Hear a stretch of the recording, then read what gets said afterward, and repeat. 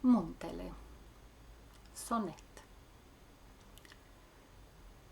Mă strigă muntele, eu tot mai sânger.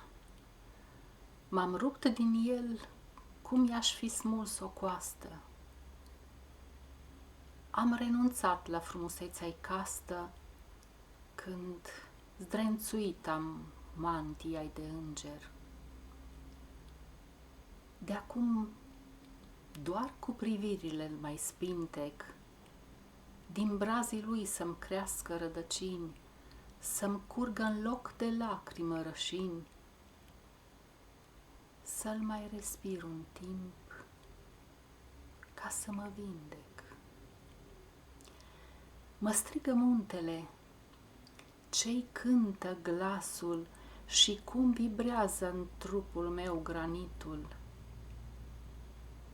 Dar m-am închis în ani, ca osânditul când lanțurile reci îi leagă pasul.